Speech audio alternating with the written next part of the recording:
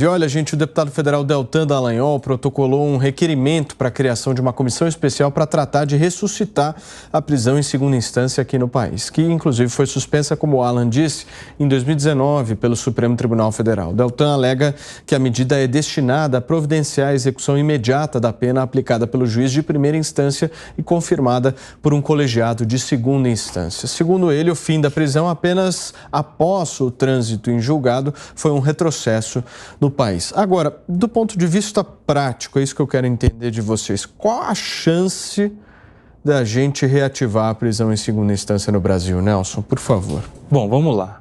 A presunção de inocência, que é o que segura o poder da pessoa ser considerada inocente até que não haja mais possibilidade de recursos, ela está prevista na Constituição, no artigo 5º, e portanto, gera uma interpretação de boa parte da comunidade jurídica. Esse não é um entendimento consolidado, mas é acompanhado por pessoas de autoridade que dizem que é uma cláusula pétrea e, portanto, não poderia ser fruto sequer de discussão, muito menos de alteração. Então, não haveria sequer possibilidade jurídica de se mudar isso. Outra parte da comunidade entende que sim, há possibilidade disso ser revisto, mas por meio de uma emenda à Constituição e não por um projeto de lei, como alguns já ensaiaram aí no passado, né? Mas eu queria aproveitar esse momento para falar, gente, no dia a dia, no tribunal, a gente vê como é diferente a aplicação da lei penal de um tribunal para o outro. No estado de São Paulo mesmo, a diferença da aplicação da lei penal do Tribunal de Justiça do Estado de São Paulo para o Tribunal Regional Federal da Terceira Região. Isso, se for considerado nas outras regiões, a gente vê uma dissonância ainda maior. Tem tribunal que tem aplicação, entendimento consolidado ali sobre determinado fato criminoso ou cálculo de pena e que outro estado aplica de outra maneira. Então, a gente autorizando uma prisão em segunda instância, a gente acaba autorizando uma lei desequilibrada, que para um em um estado vale de um jeito e para o outro vale outro. Por isso é que os recursos chegam no STJ, no Supremo Tribunal Federal, que alinham e uniformizam a jurisprudência para que a justiça seja a mesma justiça no Norte, no Nordeste, no Centro-Oeste, no Sudeste e no Sul. Seja a mesma justiça para todo mundo. Mas é muito interessante essa proposta do Deltan Dallagnol, porque será que isso vai valer só para questão criminal, só para tirar a liberdade da pessoa? Porque se eu, como cidadão, entrar com uma ação contra o Estado pedindo uma indenização, um dinheiro que eu tenho por direito receber, eu vou ter que esperar o trânsito em julgado. E o Estado recorre, viu? O Estado recorre até a última instância também. Eu tenho que esperar anos até o último recurso transitar em julgado para poder pôr a mão no meu dinheiro de um precatório, por exemplo. Aí como é que fica? Será que o dinheiro vale mais do que a liberdade de alguém? Se for valer para liberdade, para as questões criminais, que se valha para tudo, inclusive contra esse Estado poderoso. E outra coisa, essa coisa de discussão de prisão ou não em segunda instância para resolver uma sensação de impunidade, se resolve nisso que o Serrão falou aqui, e o Perno falou também. A questão é do tempo, da morosidade da justiça. É isso que faz as pessoas ficarem pedindo coisas, inclusive, inconstitucionais, para ver alguém que é considerado culpado, inclusive de maneira confessada, né? Para ver alguém preso. E aí a gente tem que ver, né? Por que a gente não tem mais juízes? Por que a gente não tem mais um judiciário maior? Porque no judiciário ainda há resquícios de monarquia que leva a classe dos juízes a um estado elitista, que não pode ter muitos, tem que ter poucos.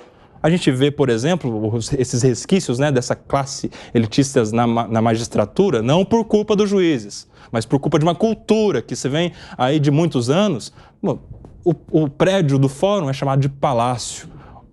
O tratamento dado a um juiz, a um desembargador, é de excelentíssimo. Até o mês passado, isso foi uma alteração agora do mês passado, teve que ter uma lei para falar que o juiz não pode ficar num tablado acima, em um plano acima das outras pessoas. Por quê? Porque a gente tem uma cultura que coloca a figura do magistrado acima dos outros, por isso é que tem que ter pouco. Aí tem pouco com milhares de processos para decidir. Aí tem milhares de processos para decidir, o caso do Sérgio Cabral fica lá numa pilha de processos, que vai ser julgado só daqui não sei quantos anos, que gera na população um senso de injustiça e que faz pedir coisas inconstitucionais, como uma prisão em segunda instância. Agora, Piperno, eu dei uma olhada aqui no resultado da votação de 2019 no Supremo Tribunal Federal, em que justamente desativou a prisão em segunda instância, após condenação em segunda instância aqui no país. Nós tivemos os votos favoráveis a essa desativação, ou seja, contrárias à prisão em segunda instância dos ministros ministros Marco Aurélio Mello, Rosa Weber, Ricardo Lewandowski, Gilmar Mendes votou contra a prisão após condenação em segunda instância, Celso de Mello e Toffoli. Foram esses os votos. O placar foi 6-5. E defenderam a prisão após a condenação em segunda instância Alexandre de Moraes, em 2019, Edson Fachin, Barroso, Fux e Carmen Lúcia. Ou seja, é um tema que dentro do Supremo também causou divisão. Como aconteceu em 2018. Em 2018, o placar também foi de 6-5 pela manutenção da segunda instância. E naquele momento houve o famoso tweet lá do general Vilas Boas, quando faltava o voto da ministra Rosa Weber. E eu me lembro bem que naquele voto, a Rosa Weber disse que, inclusive, ela votava contra as convicções pessoais, mas porque ela considerava que aquele recurso para revisão da possibilidade de prisão em segunda instância, ele era muito recente, porque a decisão anterior que determinava que isso acontecesse tinha sido tomada 2 anos antes. E ela achava que geraria algum tipo de insegurança e ficasse mudando toda hora. Então, veja, esse assunto continua, assim, muito controverso. O ministro Gilmar Mendes chegou, inclusive, é um dos que chegaram a mudar de opinião.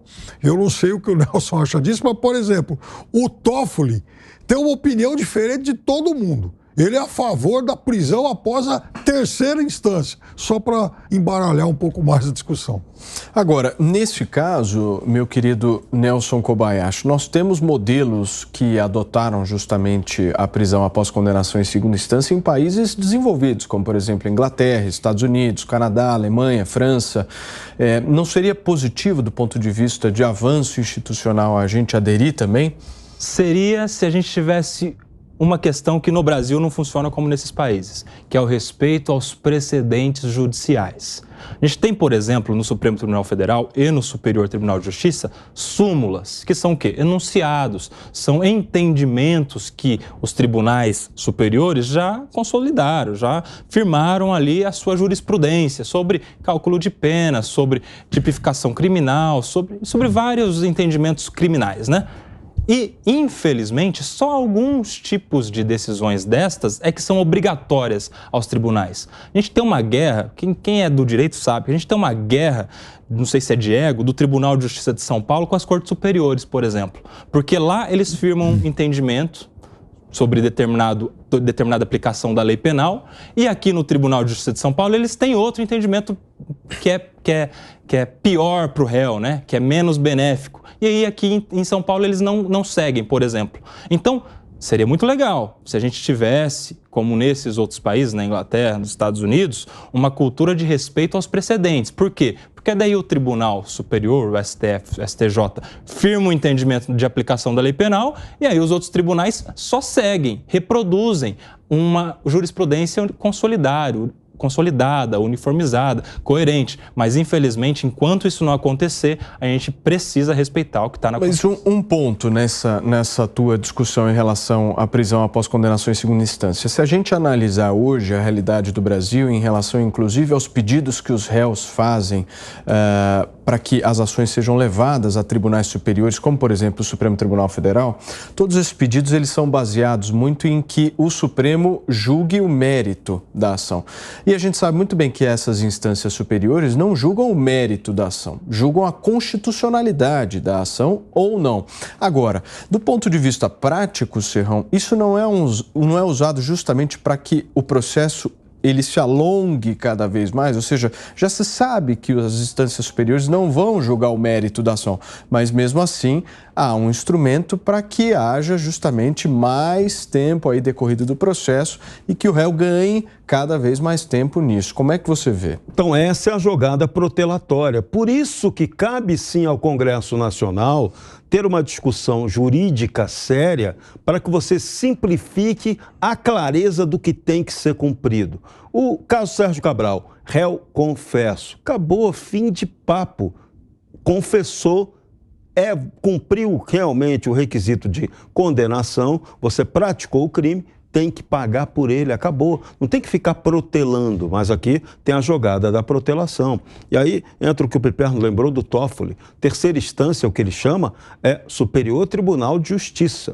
O Superior Tribunal de Justiça é quem deveria tomar decisões sobre a maioria dos crimes. E a jogada, o que acontece? A jogada protelatória costuma jogar tudo para o Supremo Tribunal Federal. Tudo virou uma questão constitucional. E aí o Supremo Tribunal Federal não dá conta de gerenciar, de julgar tanto processo. Uma corte constitucional que julga 100 mil processos por ano, isso aí é um hospício, isso aí é o manicômio judiciário, não é? Isso é uma doideira total no Brasil. Então, isso aí tinha que acabar. Então, caberia ao Legislativo simplificar. Esse tipo de crime aqui, cabe prisão em segunda instância, sim. Outro, não. Agora, é uma discussão que pode ser feita com juristas. O Congresso Nacional tinha que abrir uma ampla discussão sobre esse assunto. Porque a Constituição é muito clara.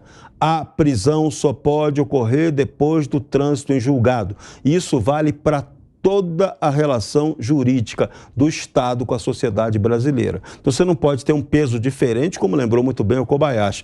Para a questão criminal eu prendo antes, mas quando a ação é do Estado, é minha contra o Estado pode me ferrar e não vai me pagar nunca vai ressarcir o meu dano até o trânsito em julgado, que, vamos lá, vamos lembrar só de uma ação, o caso da família real brasileira contra o Estado brasileiro. O processo durou mais de 100 anos que tramitou no Supremo Tribunal Federal, até decidirem lá que o Palácio da Guanabara não poderia pertencer à família real brasileira, não podia ser ressarcida pelo Palácio Guanabara, tirado dela pela República. Então, são questões que não deveriam durar tanto tempo, mas duram. O Estado brasileiro é implacável. Então, o legislador tem o papel de debater e simplificar no que for possível para que haja legalidade e clareza no cumprimento da lei. Isso vai diminuir bastante a sensação de impunidade no Brasil. Não pode demorar. Caso Cabral ficar infinito. Não pode. Para vocês que nos acompanham aqui na Jovem Pan, são 5h50 nesta quinta-feira. Ô Nelson, eu fiz essa provocação porque, em resumo de toda essa ópera que a gente está traçando aqui no 3 em 1, nós temos decisões proteladas por recursos aventureiros. Sim, foi bem dito aqui. Essa questão do STJ e do STF, como você disse, né, Paulo, eles não têm o poder de revisar provas, por exemplo. Por isso é que não se chama tecnicamente de terceira e quarta instância. A gente só tem duas instâncias. Quando vai dali para o STJ, é para analisar uma questão de legalidade e para o STF para discutir uma questão de constitucionalidade. Como é que eles interpretam, segundo a lei e a Constituição, as questões penais. Mas a gente tinha dito aqui, né, sobre essa coisa de o réu ser confesso. Se a gente não poderia ter uma lei para melhorar, acelerar essas questões. Mas daí a gente precisa se lembrar que a confissão, ela não é confissão de crime, de tipo penal, de artigo. Muito menos confissão relacionada à dosimetria da pena. As pessoas confessam fatos. E cabe ao juiz, diante de uma defesa e de uma acusação, iniciar um debate jurídico sobre aqueles fatos confessos, sobre qual é o crime que vai se imputar, ou quais são os crimes, se há mais de um, se a pena vai ser maior ou menor, se tem agravante, se tem atenuante, se tem causa de aumento, causa de diminuição, se tem concurso de pessoas envolvidas, se não tem, enfim. Então, mesmo com a confissão, a gente tem ainda matérias jurídicas vivas para serem debatidas no longo do processo. E isso envolve primeira, segunda instância, questões de legalidade do Superior Tribunal de Justiça, questões de constitucionalidade do Supremo Tribunal Federal. É claro que seria ótimo se a gente tivesse uma trava que impusesse uma obrigatoriedade aos tribunais de seguirem os precedentes do STF e do STJ, justamente para liberarem esses tribunais para outras funções que são mais relevantes, como, por exemplo, a função do STF, que é de ser um tribunal constitucional e que está lá atolado de habeas corpus, de questões criminais, de questões que não são aptas a um tribunal constitucional. Você quer ver, por exemplo, na época do mensalão, quando o STF julga um fato que é atípico à sua função originária, né, de guardar a Constituição, e julga uma ação penal, o Supremo Tribunal Federal ficou praticamente parado nos anos 2013 e 14, julgando só mensalão e recurso do mensalão e só aquilo, e outras questões importantíssimas de constitucionalidade ficaram paradas. Então a gente precisaria, sim, ter um novo modelo, abrir mais a possibilidade de aumentarmos o judiciário e de limitarmos a autonomia dos tribunais em relação ao cumprimento ou não de precedentes. Ou o contrário, porque vê bem, se o Brasil é um país, é uma república federativa ou é um país que quer ser federalista?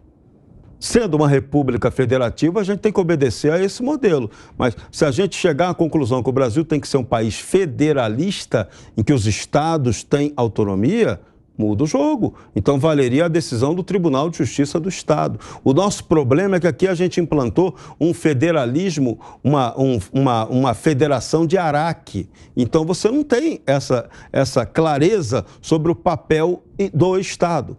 O cara foi condenado na instância estadual, tem que ser cumprido. Essa deveria ser a regra. Agora não, vai tudo para o modelo União Federal. Então, isso aqui é uma união ou é um país federalista ou é uma república federativa? Então, tem que discutir a estrutura do Brasil. Essa estrutura nossa está errada. Ela é a mãe de todas as confusões.